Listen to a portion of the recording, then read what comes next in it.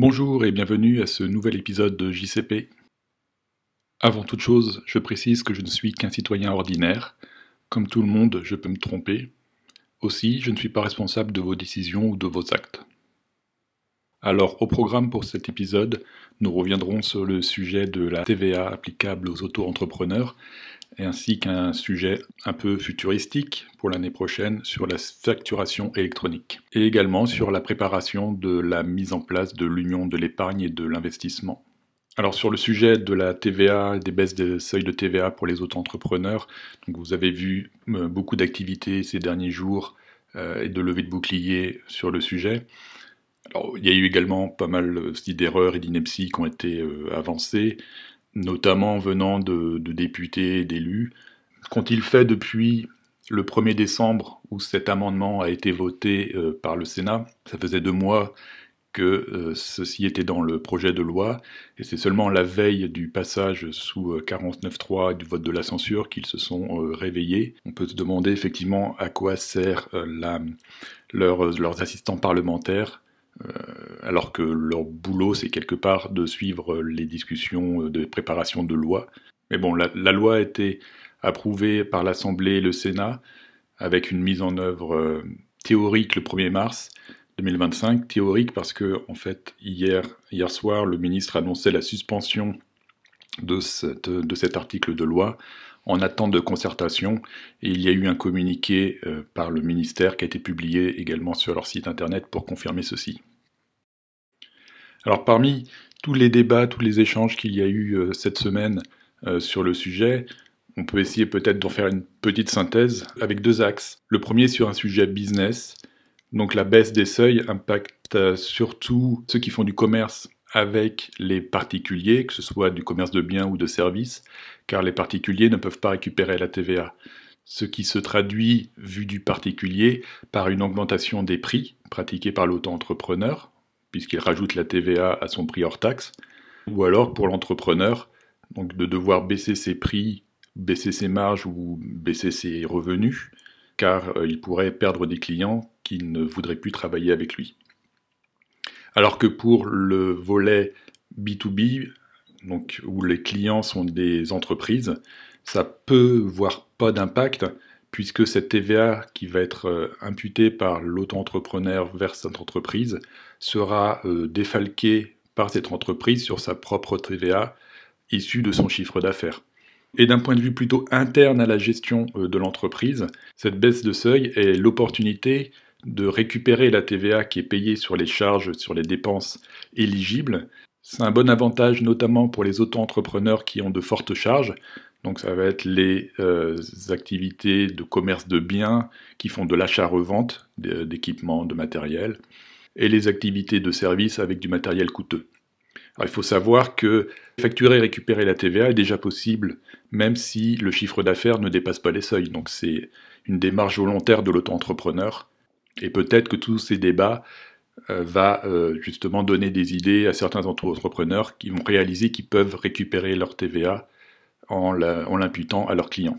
Mais ceci dit, le plus gros impact de ces baisses de seuil, c'est notamment la mise en œuvre et l'aspect de transition. Et également, en cours de vie de l'autre entreprise, il y a alors des sujets liés au suivi des factures, au suivi de la TVA, de reverser la TVA au service des impôts, bien sûr avoir un numéro de TVA intracommunautaire, et peut-être le piège un peu classique, c'est de s'assurer d'avoir la trésorerie nécessaire au moment de payer la TVA aux impôts.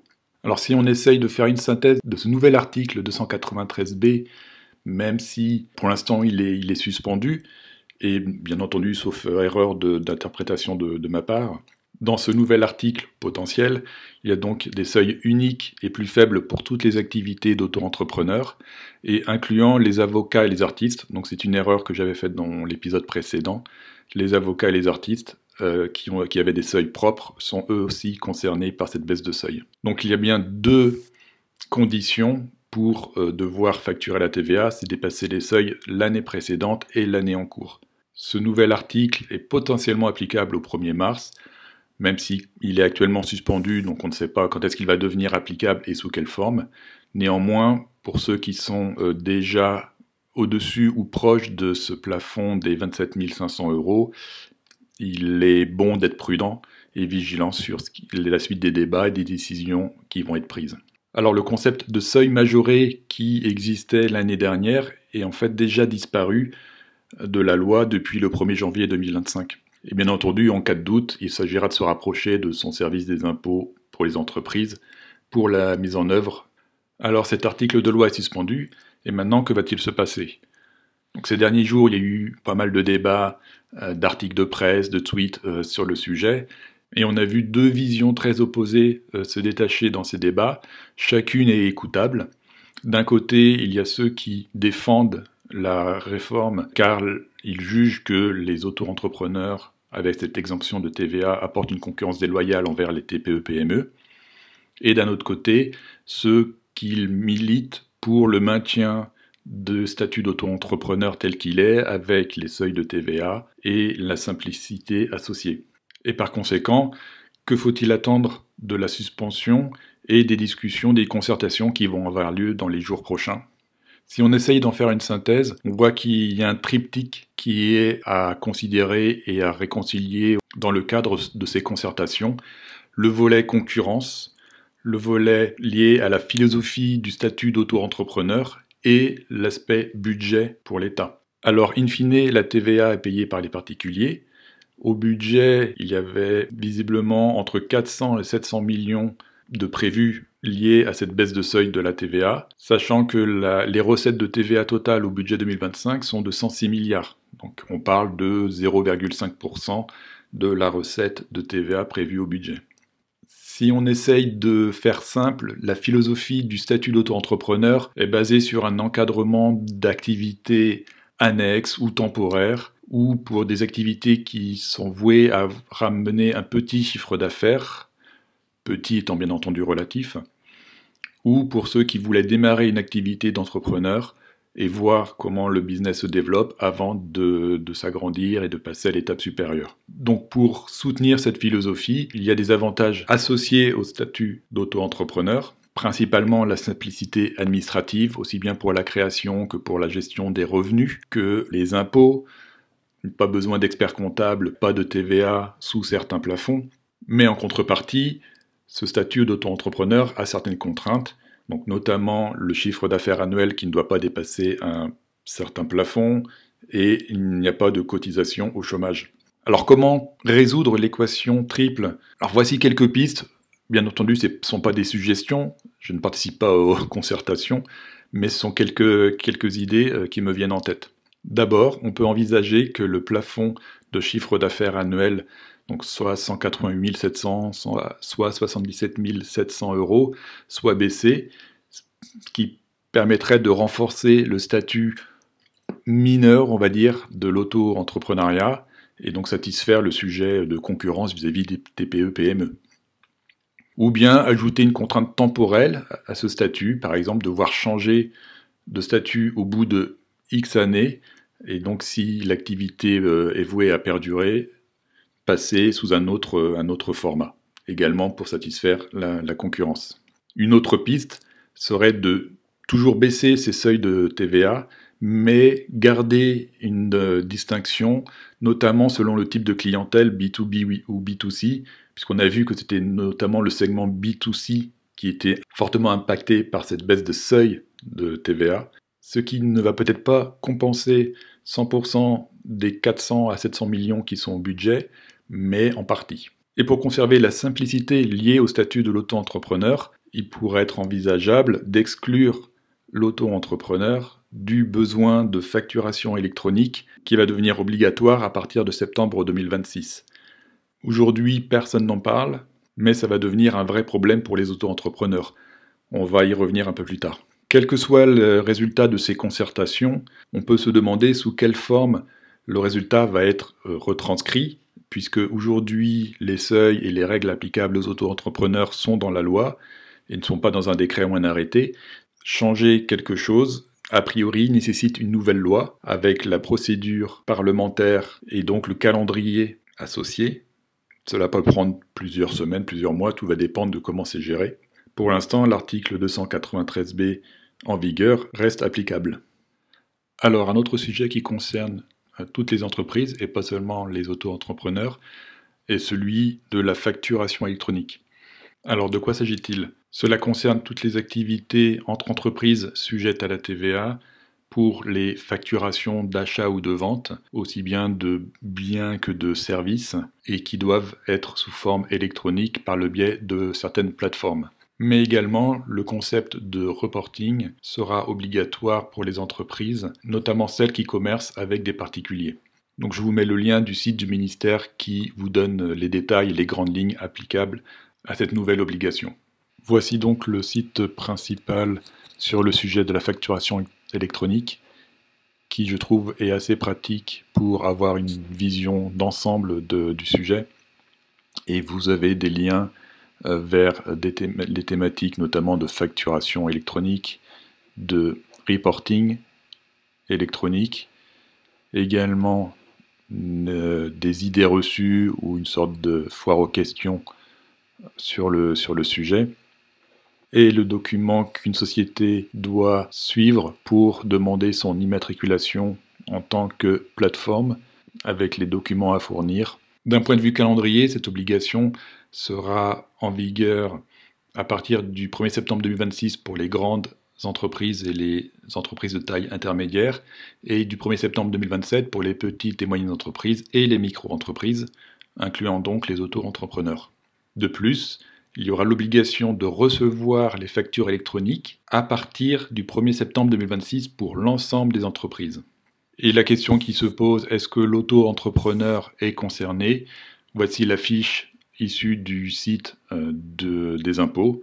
Oui, l'auto-entrepreneur est concerné, quel que soit son chiffre d'affaires, soit pour de la facturation électronique, soit pour du reporting électronique. Les objectifs affichés avec cette nouvelle obligation, en premier lieu, la lutte contre la fraude à la TVA, mais également de la compétitivité, baisse des délais de paiement, simplification. On se doute bien que c'est surtout la lutte contre la fraude qui intéresse les autorités. Cette mise en place a déjà été repoussée de 2024 à 2026. Je n'ai pas identifié de seuil de chiffre d'affaires pour que ce soit applicable. Il y a bien quelques exemptions qui sont définies dans les articles 261 à 261E du Code général des impôts. Il s'agira donc de passer par une plateforme privée qui servira d'intermédiaire, sauf si le client est une entité publique et il y a une plateforme publique pour cela. Tout ceci fait fortement penser à Big Brother. Alors la plateforme servira d'intermédiaire, elle recevra et transmettra les factures entre les entreprises, elle collectera et transmettra les informations liées au e-reporting à l'administration fiscale. Bien entendu, s'agissant de plateformes privées, ce ne sera pas gratuit. On peut imaginer une facturation à la facture avec un abonnement mensuel, des options. Au final, tout ceci va rajouter des coûts aux entreprises. Ce qui signifie que les plateformes auront accès à toutes les informations confidentielles liées aux affaires entre entreprises. Elles auront la liste des clients, la liste des fournisseurs, les coûts et les prix de chaque produit ou service qui sont fournis et échangés entre les entreprises, les ristournes et ainsi de suite. Ces plateformes seront immatriculées par l'État, mais doivent au préalable démontrer leur conformité au cahier des charges défini avec le dépôt d'un dossier qui est revu par les autorités et un audit à effectuer par une société externe. Si les informations de facturation sont stockées sur le cloud, une des conditions est qu'elles ne soient pas transférées en dehors de l'Union européenne. Se pose tout de même la question, n'y a-t-il pas un risque de piratage ou de fuite des informations?